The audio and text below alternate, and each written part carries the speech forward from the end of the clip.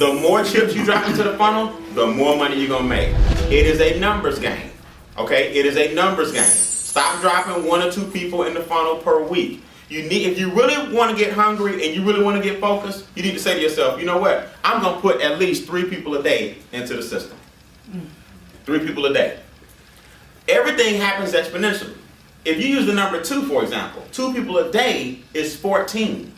14 people a week just being introduced by you. Let's cut 4 of them off. They're not interested. Let's take it down to 10. 10 people a week for a month is 40 people going into the funnel. Some of y'all sitting around here struggling getting 2 people. It's because you've only talked to 2 people. The numbers don't lie, people. They don't. How can I bring in, over 40-some people in the business personally? Easy, because 300 people might have said no. See the difference? Some of y'all still working on the same people. Cut them. Here's what I find when I travel. This is what I find. People are always asking me for solutions to handle certain behaviors. I don't have them. My solution is you find people that will deal with your behavior. Do you see the difference? Yes. Brian, how do I handle a person who just doesn't see it? What do you say to a person who's just too busy? What about my brother who just won't take it? See, you're asking me for solutions to other people's issues. My solution is you find people who want to deal with your issues. See, you flip it. So stop stressing yourself trying to figure out the ideal way to conquer all. There's no such thing. You drop everybody in and deal with who comes what. That's it. That's why I stay so stress-free. Because if you don't see it, I don't worry about how to get you to see it. I just find somebody who will. It's a simple sorting process. Like, people always say, relationships are tough. Man, they're hard. It's really not when 2 of y'all compatible. It's when you trying to make him something he ain't never been, and when you trying to make her something that she's not. That's when it's tough. You trying to make him like your ex. That's not your ex. You want him that bad, go get your ex. It's funny how we were in dating and marriage and stuff, we understand compatibility, evenly yoked and all this, but in business, we try to make somebody something that they just flat not. You only looking for 2 kinds of people, guys. People who are hungry and people who are looking. You might want to write that down. You're only looking for 2 kinds of people. People who are hungry and people who are looking. You'll know people that are hungry and people who are looking because they track you down. Hey, I'm ready. I got paid Friday. See, you shouldn't have to call people. You told me you're getting paid Friday. Hey, I got paid. Remember I told you I'm ready to get in. You'll know they will stick out like a sore thumb when they're ready to sign up. You'll know because they'll be contacting you. Hey, when's that conference call? Hey, is that conference call tonight? I got some people I'm trying to put on it. Do you remember how you felt when you got in? Did we twist your wrist? No. Do we have to beg you to get in? Did we bug you to get paid? No. You're looking for people who make you feel good. You're looking for people who remind you of you. All right. But what do? We get in and all of a sudden we want to pull everybody up and become some kind of savior. Exactly. Some kind of magician who they just don't see it. Look, it's not for them at that time. You got to deal with them later. Right now, see, when you broke and the bill's behind and you hungry, you don't have time for people that don't want to come to slow you down. Because they will. They'll slow you down, man. You got to keep going. I'm going to give you some techniques. Okay? Some techniques. The number one thing when you are starting your company or your organization, your business, the number one thing you need is people. The number one thing you need to master is piquing interest. You got to be really good at it. And I'm going to be honest with you, you got to have fun with it. But here's the sad thing. It's the most uncomfortable part of the business. Yes. Piquing interest is the part where it's the number one thing you need to do, but it's the part of the business that you like, you're going to find yourself playing double dutch. Who knows what double dutch looks like, right? So what you do, you waiting on these 2 ropes to turn, right? And you like, I got to get in here at some point. That's what piquing interest is like. You like, oh wait, I'm going to say something, but they're not really giving me an outlet. Right. Will you say something that I can use? And that's the first, you're like, I missed it. I missed the opportunity. And sometimes you don't have long to get the business in there. So the unfortunate thing about Piquing Interest is that it's the one thing that sets your business in first gear, but it's also the one thing that takes you out your comfort zone. Yes. But you got to remember this. Out of your comfort zone is where the money lies. It does. Because if money was in comfort, we'd all be rich. Yes. Because we all comfortable doing what we do. Piquing Interest is the uncomfortable part, but it's the part that makes you rich.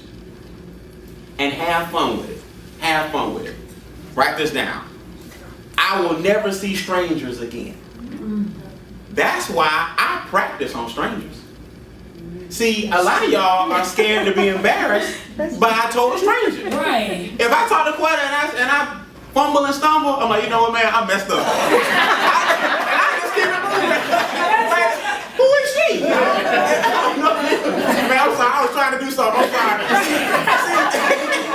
See, y'all try to be too cool. You try to look too much like a business person. I gotta have my stuff together. Woohoo! Strangers, man, I used to just practice on strangers. I would try new techniques. I'd be like, let me try something. Now, don't misunderstand this training. I don't mean I want y'all to cold solicit. People confuse cold market with cold solicit. You would never see me cold solicit. I don't just pave the streets and walk up and down. The next person walk by me, I'm gonna stop you. It don't work like that. That's painful. Right. That's a waste of your time. What I mean by cold market is somebody I encountered today that I didn't know, that somehow we ended up engaging in what? Yeah, Conversation. See, this is what I mean by turning cold market into your warm market. Okay? I wasn't out looking. You're going to encounter people every day. When the opportunity knocks, though, you got to be ready. Here's how I went. I went to check in. Okay? I always ask people, where are you from? Right? Right. Y'all don't forget, where are you from? That's a major peak interest. Because wherever they're from, you looking for people where they're from. That's right. See, piquing interest is asking questions so that you can provide the what? The answer. I went in. Now here's the key. When you encounter people, you must take over the situation immediately. Because if you get trapped into what I call everyday dialogue, you'll be now you caught up. Oh, we talking about the same old mess. See, what I do, I make this the conversation the minute we encounter each other. So I went up to the counter, always smile. Very few people get a smile. It's true. They always looking for that rude, irate. I walked in, I said, man, where you from? She said, here. But I lived in Atlanta for 7 years. Wow. I said, ding! Now, here's where professionals and amateurs differ. Some of y'all would right then, you would have started piquing interest. See, I'm gonna be at the hotel at least 3 what? 3 days. I got a young lady downstairs from Atlanta. I said, what brought you back to Virginia? She said, I was just in school at Morris Brown. I went to Morehouse. Ding! So now we got this AU Center in common. We got Atlanta in common. I said, where'd you grow up? I'm just asking what? Questions. She said, College Park. I grew up in College Park. Wow. I said, where in College Park? Old National? She said, Old National. Gabby Road. I said, I grew up. So, see, I'm just what? Gathering. Gathering. Now, the next morning, when I walked in the lobby, she like, hey, Mr. Beane, now we friends. See, network marketing is about building relationships. See, some of y'all trying to peak within the first encounter. Yes. Oh, let me tell you. Go in my room, I'm going to check in. I'm going to come right back when I come back down here. And you just, people, they don't even know you yet. They don't know you. You soliciting. In their mind, you just another guest. But now, every time I come through the lobby, I say, hey, I got something for you. See, if I hit you with it now, you're going to ask me a bunch of questions. Right. I'm going to hit you with it on my way out the door, then I'm going to get you in touch with somebody local for you to see it in a more comfortable environment. This is the thing, guys. Piquing interest is something that you have fun with. So now I'm thinking about my next step, my next approach. Here's something a lot of people don't understand. Even if I don't get her number, this is a trick question. if I don't get her number, do I have her number? Yes. How? The hotel. I know she works. See what I'm saying? So I may never ask for the number. I may get to Atlanta and call. But I may take a quick look at her name. I'm a gentleman. We were both from College Park. I went to Morehouse. Yeah, Mr. Beane, I remember you. Hey, listen, I know you're at work. Give me your cell number and I'll give you a call. In fact, give me your email. I want to shoot you a link. Got her. See, some of y'all try to do it. What I'm trying to say is, some of y'all try to do it too soon, too fast. You got to turn cold market into lukewarm by building what? Relationships. So when you go to a restaurant, don't get the waitress number. Think about it. Does she have to come back? She gonna come. She gonna seat you. She gonna bring some water. She gonna check on you a few times. Start massaging the relationship before we leave within an hour. Stop trying to do it the first encounter. Wow. Piquing interest is an art form where you have to reel people in over what? Time. Now, don't confuse this. I'm not saying take your time. Be energetic, be excited, be enthusiastic about continuing to what? Pique interest. I'm not saying that. Brian said do it slow, so I'm going to work on her all week. Right. No, I didn't say that. I'm saying some of y'all think you got to have all your ducks right then, and you don't. Right. Sometimes I'll pique interest having said nothing at all. Give you an example. If I'm on an airplane, right? Now the name of the game in piquing interest is get in and get what? Out. If you get in and you stay, they're going to start asking you questions. You're not going to be prepared for that because you knew. So if I'm on a plane, I don't even pique your interest when we first sit down because now the only way for me to get out is to die. I gotta, for you to stop asking me questions, I got to jump. So what I'll do, I always say the same thing. See, after a while, you get comfortable, but you gotta practice. When I sit down on the airplane, which I'm always on, I ask the person the same question. Are you headed home or leaving home? They love to tell. Damn, I'm going home to visit my grandbabies. Ding, she got grandchildren. How many you got? Little boy, little girl, they pulling out pictures. Ding. Oh, she loves them. I'm just like, ooh, this gonna be good. But see, now we're flying. So I got another hour and a half before I gotta tell you what I do. Right. See, what I'm saying is you gotta learn how to listen. Yeah. Stop talking. Just listen. Pause. How old are your grandchildren? Oh, she's 4, she's 6. My son is a this. Now people talking about themselves. Yes. So you're going to visit them. What are you guys going to do? I'm going to take them to Disney World. I'm going to do this. I'm just gathering information. Gathering. And then pretty soon she might say something like, boy, those tickets were expensive. Things are a little tight. You love traveling, but things are a little tight, huh? What if I can show you a way where Disney World is every day for your kids? But I say that when we leaving. Right.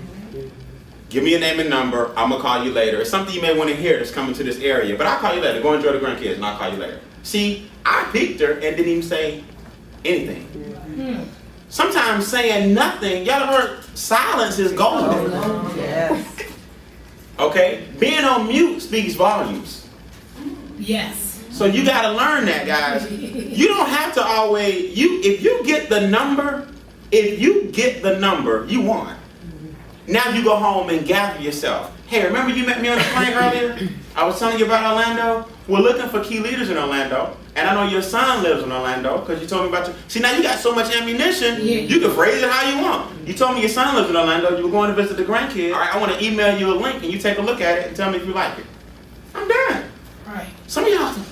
All right, I got to get this straight. She's a stranger. But some of y'all panic and sweat in front of the eyes of somebody that you don't even know. At least panic on people who know you. That's right. And then the funny thing is, I don't even panic on them. Because the truth of the matter is, I know your situation too. So we really don't want to get into So what I'm really saying is, really, you shouldn't fear any man. You really shouldn't. You have something great. You have something that's changing lives. You don't beat people over the head with a gold brick. No. Either they take it or they don't. That's right. I'm telling you. So why do we worry about people's reactions when you can give some people stuff for free? Wow.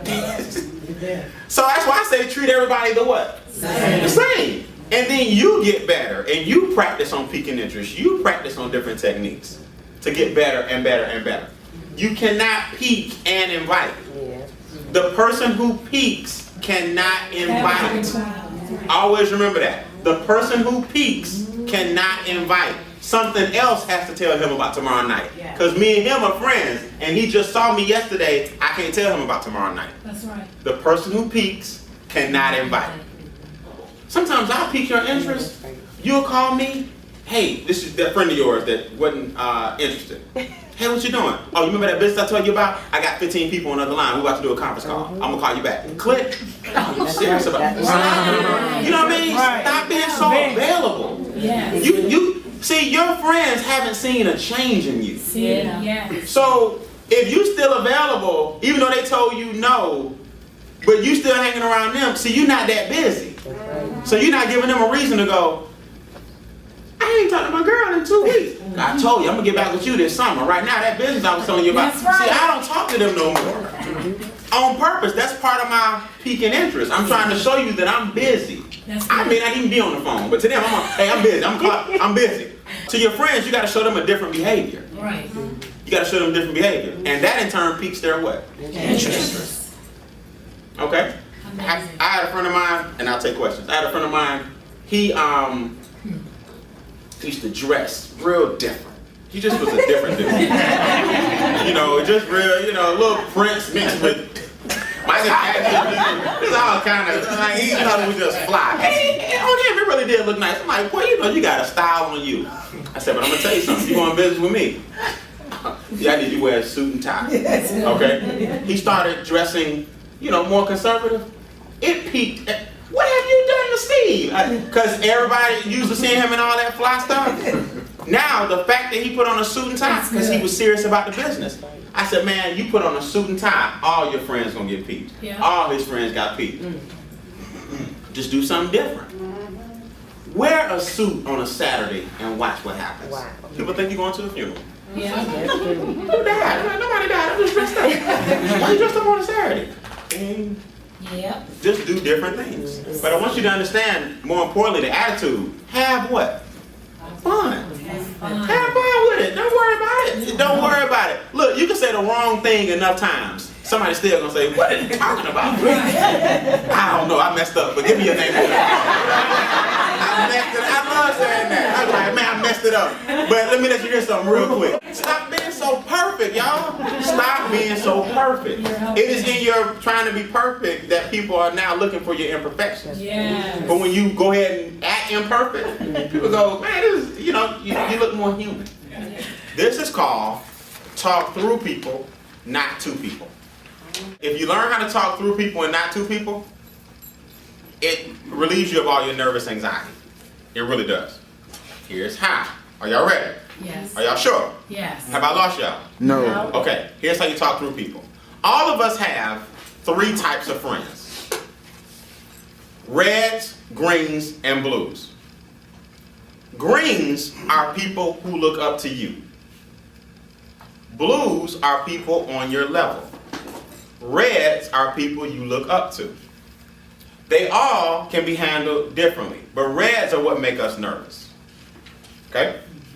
Greens look up to you. Blues are your peers. They're the hardest people to tell about the business.